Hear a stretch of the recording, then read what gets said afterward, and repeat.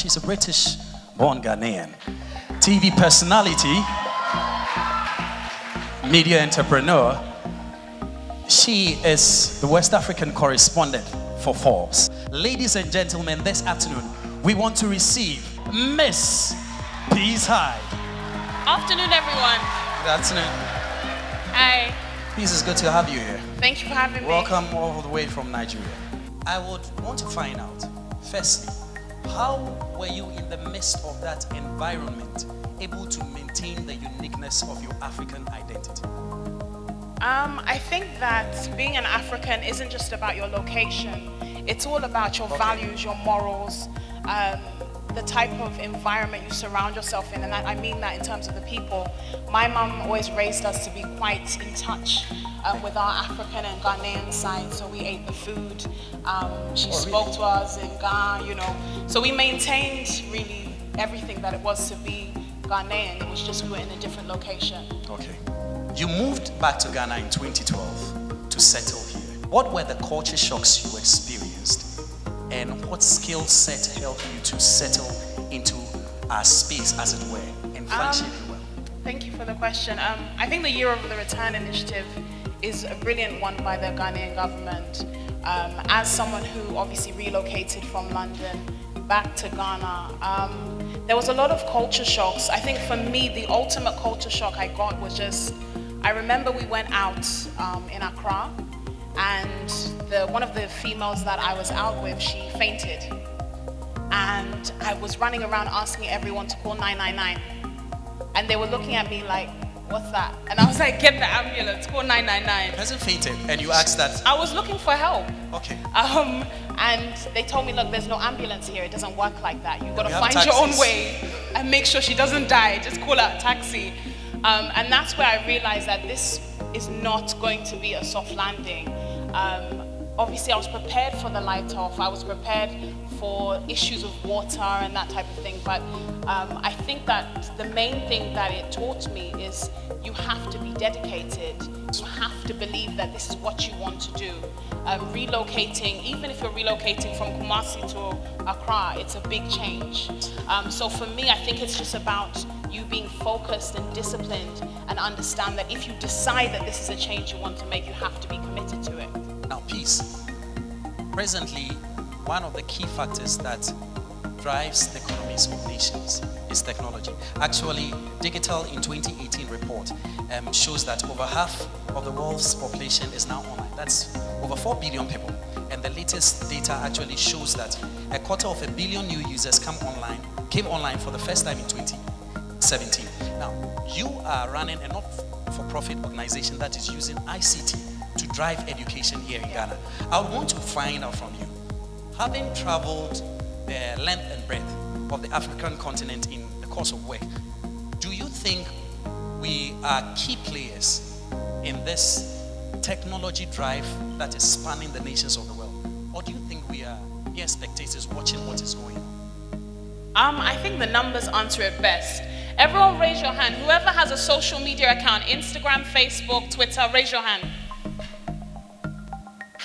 Lower your hand if you have made money from it. If you haven't made money from it, lower your hand.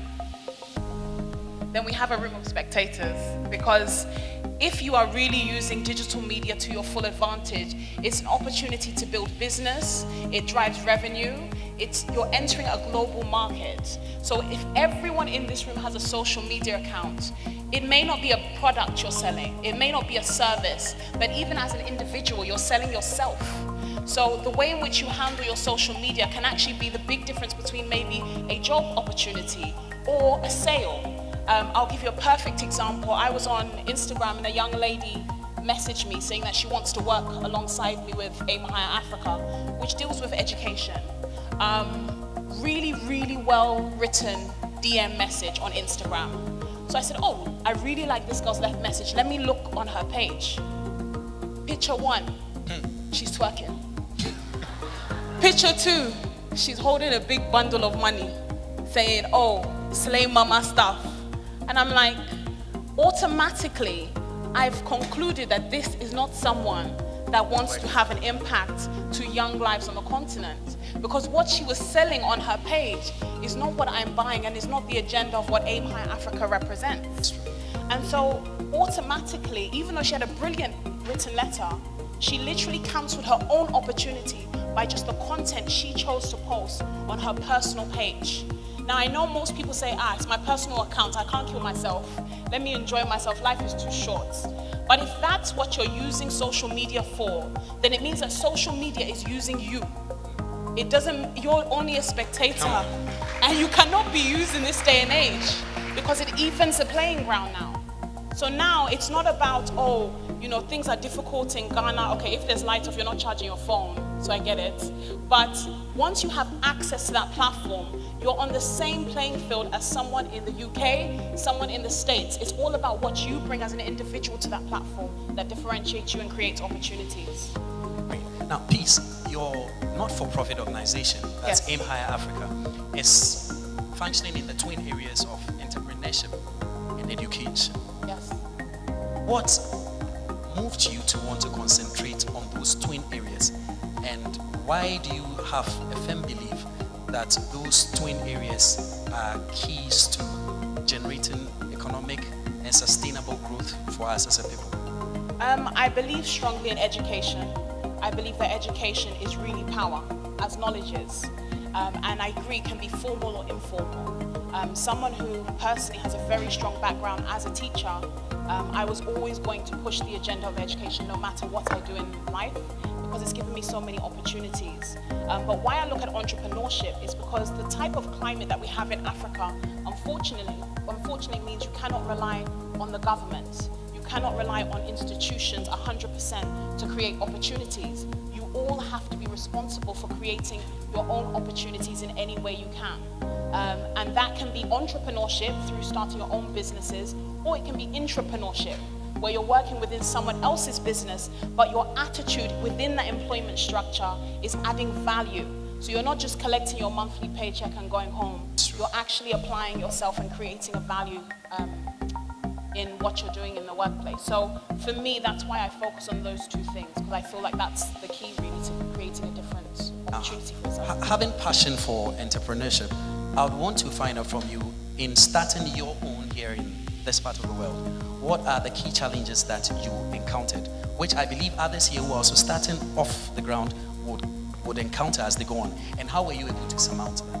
I think if you're looking to start any initiative, I know a lot of people will give you business principles. A lot of people will tell you about how to handle your capital, how to brand yourself. But my advice is always very different. The one thing I'll say is, if you are looking at starting a new venture or a new business, the first person you need to convince that you're doing the right thing is yourself. Because once you convince yourself and you start moving, the first conversation you're going to hear is, but everyone's doing that. I don't think you should do that. It's not a good idea, It's putting you too out there. You're too exposed. And unfortunately, some of those things or some of that feedback is going to come from your family, your friends, people that you trust. And it's not to say they don't have your best interests at heart, but it's really about your vision. If you're looking online, on Google, on social media for what you're building, it doesn't exist, because God's only given you that vision. There's no one in this room that you're going to have a journey that mimics. It doesn't matter how much you love what I do. It doesn't matter how much you love what Mr. Tinubu does. It doesn't matter how much you love M.anifest. You're never going to turn up like one of us. You will turn up like an amazing version of yourself, so far as you believe in the vision and you unapologetically pursue it. And so for me, whenever I look at what you need to do in terms of achieving your fullest potential, it's really about having your own vision and following it unapologetically, and understanding that no matter how good it is, especially if it's in the creative space, unfortunately, to every passion you have, there is a business element to it. And if you don't master the business element, your creativity and passion will die out, because it's the business element that keeps it going.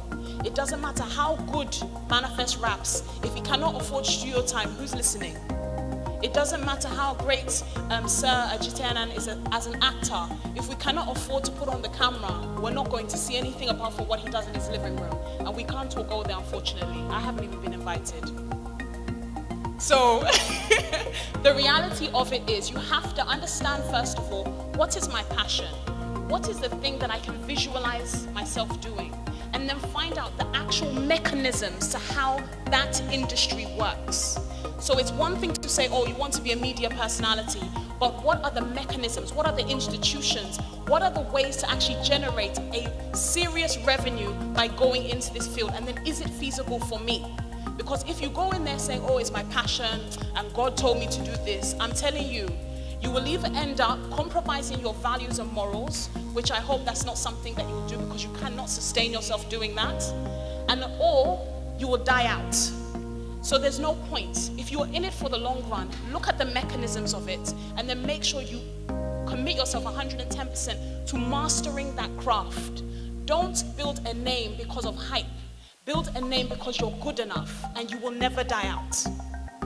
That's it. Beautiful.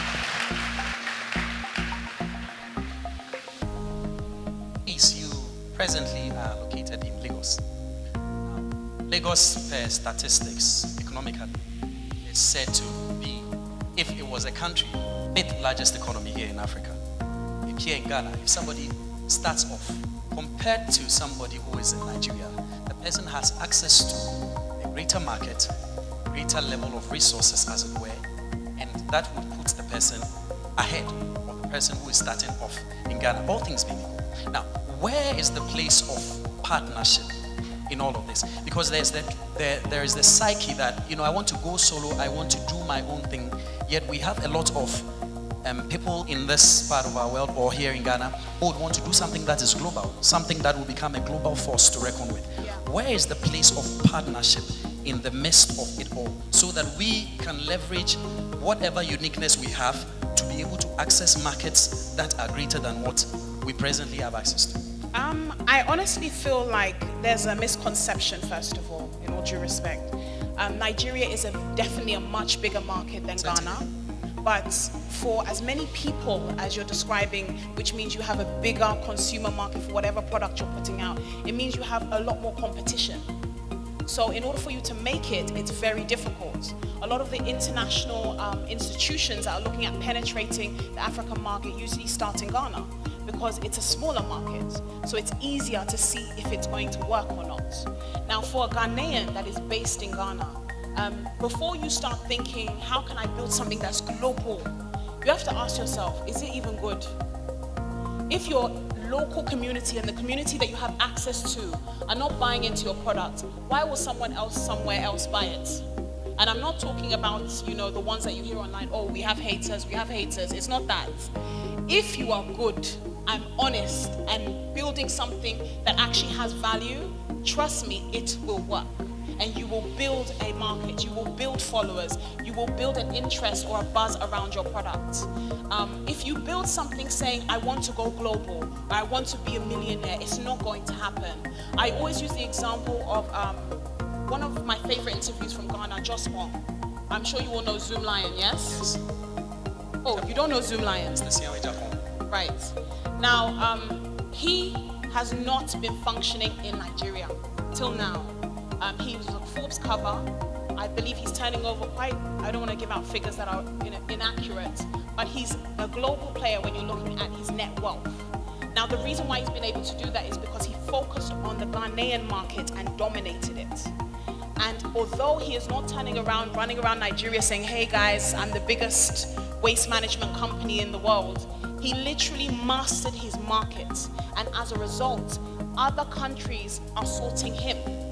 So if you really want to become a global player or become good at what you do, the first and the most valuable thing you need to do is make sure that your product is good enough or you are good enough. And I'm not talking about hype, but I'm talking again about the quality and substance of what you produce. Once your product or whatever you're building is good enough and you're convincing your audience and you're getting customers, you're getting awareness around the brand, organically you will start attracting valuable relationships and partnerships that take you to the next level. But if you start off thinking, I want to be in media, I speak on Instagram Live, and I'm ready for CNN, Charlie, you're not going anywhere. Like, it's not going to happen. It's not going to happen. So you have to just take your time step by step. It's a gradual process, and there's no such thing as an overnight celebrity. The only way you're going to become a big overnight celebrity is if you're following certain people who are doing the bikini shoots, or you're having the unnecessary sex tapes. You will be an overnight celebrity, and you will die just as quickly as we heard your name. So you have to take your time and understand that it's not about the hype. It's about building something that lasts. You should be fixated on building generational success and wealth, because your name is more valuable than any money that you will amass. My final question to you before we go to the audience. Previously, there was just Forbes. Now we have Forbes Africa. That is helping to tell the success stories of people here in Africa. Would you say, Peace, that we are selling ourselves well as a people to the world? I think that there's a focus on Africans selling themselves to the rest of the world. And because we've been taught that we need to sell ourselves, it means we feel we need to perform for the rest of the world. And the reason why you then end up with Africans are doing amazing things, right? Yes. Then you'll get them on an international platform. And when they've been speaking your local tree, you'll see them in America, and they'll have one thick American accent. And you're like, huh? Why does he sound American all of a sudden? What happened? The person has been speaking in his dialect or in his native language, and he finds himself on an international platform. Because people feel like we need to perform for the rest of the world. We keep on trying to make Africa seem attractive to the rest of the world by conforming to the rest of the world's values. That's not the way. That is not the way. Africa has an untapped potential. We are very strong as we exist in our own right. And it's about Africans now dominating their power as they are. It's about celebrating what makes you African. You're never going to stand out trying to be like an American when you're African. But you will always win when you're an African, being an African of an African standard, which is higher than any other country or continent in the world. And if you notice now, you have films like Black Panther that are trying to depict what it is like to be African, because we are not projecting the message loud and clearly enough what it means to be African. We have to make it unapologetic that there are certain values, there are certain images, there are certain looks that we have that are clearly, this is what Africa is now. And if we start pushing that narrative, it means the rest of the world will actually start seeing what real Africa is like, rather than our version of what America is like to an African, to the rest of the world, if you understand what I mean. So it's about owning your own narrative. I always say you have to tell your own story. You have to be unapologetic with your story. If you've been suffering and walking on taking Trotsky for 3 years, and now you finally get your first car, don't act like you've never taken Trotsky before. Be proud and tell people, I suffered in a Trotsky, look at how I'm growing, and show the rest of the world your growth journey, because that shows really how far you've come. But if you act like you're just, 1 minute you were born, next minute Bentley, then how are we going to know your journey? And how are we going to know how far you came and the challenges you overtook that show the real power of what it is to be an African? So I honestly believe it's about telling the truth in your story and owning the reality that it's not easy, but we will do it because we have a strength that is unmatched globally. Thank you very much, Peace. Now I want to take three. We want to take 3 questions from the audience. 3 questions. Peace, I might confess that I'm really impressed with the responses you've given so far. Thank you. And personally, I confer on you Beauty with Brains model. God bless you. Thank you. My question is this. As a young person, when you try running, they tell you, hey, don't run, you fall down. When you begin to climb, they're like, hey, get down, lest you fall.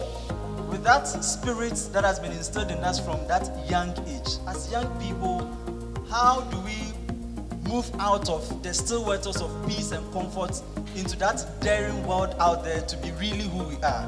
How can we really achieve that? Thank you. I'll give you an example of exactly what you're describing. When I started working at Forbes, the first thing I had to do is move from Accra, Ghana to Lagos, Nigeria. And I told about 6 of my closest friends. The first one said, hey, Peace, they'll rape you all. Nigerian men will finish you all. After that, I called my mom.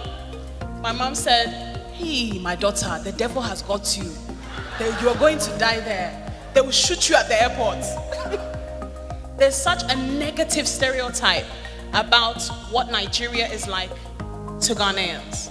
If I listened, I would have turned down the opportunity of a lifetime. But I understood that what people are saying, they're not advising you because they don't think you can do it. They're not advising you because they want you to give up on your dream, but they care about you and they're worried. But the reality of it is they're telling you their reality. They're sharing with you their perception. You have your own two eyes, you have your own two legs. You need to take your own risks in life. And I'm not telling you all to go home and start disrespecting your parents because Peace said so. Because if that happens and you catch one slap, please don't call me. But the reality of it is you need to follow your own vision. I said it earlier that the reason why it's called your vision is because it doesn't exist. It's never been done before. We keep on reading articles about this, the first black person to do this, the first woman to do this. But what we don't realize is that's media's way of telling you that this person is special. So you don't realize how special you are. Every single person in this room is designed to achieve something great that has never been done before. But if you listen to society, if you listen to your family, if you listen to how things are because, hey, Peace, we're Ghanaians, you know. What does that mean? If we believe that, oh, we're Ghanaians, we cannot do anything great, why did we celebrate Kofi Annan? Why do we have presidents? Why do we have people that are change makers from our very own Ghana? We have John Dumelo, we have Adjetey Anang. We have so many exemplary Ghanaians that are just not doing what everyone else did. So really my advice would be, if you truly believe that you have something of value and you work hard and build your skill set and your craft, then follow it unapologetically. And if you fail, fail forward. Use it as a learning opportunity to only get better. Don't run off and say, oh, this is not meant for me. Because anything that you want in life that's worth having will be hard to get and even harder to keep. But if you believe in it and you follow that vision that you believe you're designed to achieve, there's nothing that can stop you. Not even being Ghanaian or anything else. Thank you. Thank you very much. We want to take the two questions together. So, from the speech of Mr. Paul, the representative of Unilever, he said change is spontaneous and change is constant, human being change. But from what you said, you were like, the lady who sent you a message on Instagram that she wanted to work with you, when you went to check her messages, her pics, you saw things you didn't even want to see. Yeah. So that showed you a different aspect of her, thinking you are not supposed to work or you can't work with her. But from what the man said, change is spontaneous, human beings change. Maybe she wasn't good in the past and then she changed, or yes, she has changed. But maybe just that she has not deleted some of the pics or other things from Instagram. Now, looking, you didn't have a deep chat with her, yes, which will show that she has changed or she's really interested in the work. yeah. So why did you, my question is that why did you, take a first description of her that she cannot work with you? If you go on someone's profile, your profile is how you sell yourself. It's your form of a digital CV through pictures now. If the way you project yourself is not good enough or not of a certain standard for the person you're reaching out, it's not their responsibility to change you. If she's changed, she'll remove the things that reflect the new her. She'll add the things that reflect the new her and remove the things that, I guess, betray the old her or the old image that she has. I think it's so important for us to understand, in the world of business and progress, people don't care about your personal journeys unless you demonstrate success and value. And if you're not bringing success and value, it's not that person's responsibility to reform you. There are institutions and rehab centers for that. Go to church and let them change you there. It's not my job. Me, I'm trying to follow my vision. There's only so much one person can do. So I really think it's important to understand every single thing you post on social media is creating a footprint for the rest of the world to see at some point in your life.